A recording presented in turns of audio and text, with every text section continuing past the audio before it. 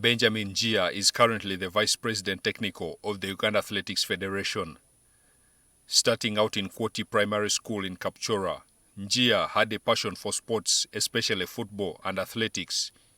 However, his father was against the idea of him engaging in sports, and he had to take a backseat for a while. It wasn't until he got to secondary school at Ssebei College that he resumed running. And this was after some classmates recognized him. In Senior 2, there were some friends of mine who knew me from the same school and advised me that maybe could you please help us represent our hall, our dormitory. By that time it was Elgon House. Njia excelled and even got a scholarship from the school, even though his father could afford to pay the fees. Several universities already lined up for his services were ahead of time. He chose Makerere University, which gave him a partial scholarship through the Games Union. Njia represented Uganda at the World University Games of 2011 and 2013 as captain and participated in the 5,000 meters and 10,000 meter races. He later made the switch to coaching in 2015. The decision was made based on the advice of his mentor. Kyo Faustino actually introduced me into the coaching system and requested that I am much more better if I could do administration in athletics.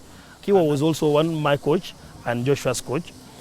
He started coaching around the same time the Peter Wemali scandal had rocked Uganda athletics and had the task of changing that view of coaches, but was also lucky to find a group of young gifted athletes that would elevate Uganda's long-distance prowess even higher.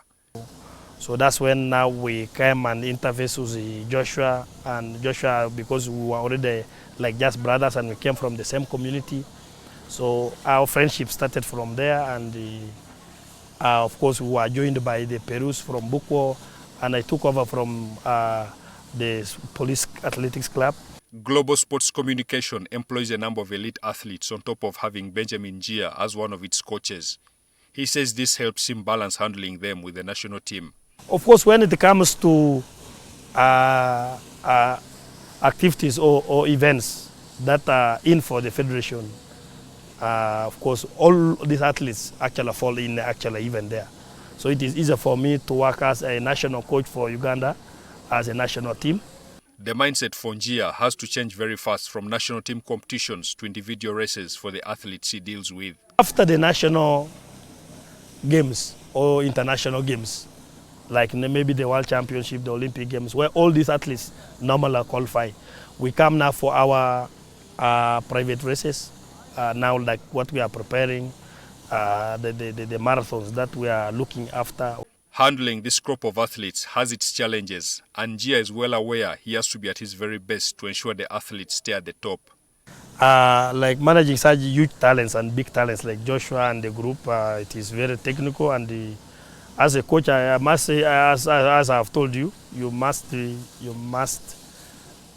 ensure that you balance. The pressure to deliver with such a talented crop of athletes also weighs on Njia's shoulders. He knows the criticism will come if performances drop. Actually, as a coach, step up. You must pull your socks. Of course, sometimes you have a lot of pressure to ensure you deliver. Of course, you think of the performances. Having this team, in fact, it gives me almost sleepless nights the whole season, the whole year, to ensure that you produce results. Njia handles a team that is very good and has been very successful at the top. Managing such a crop and motivating them to keep getting better is a tall order.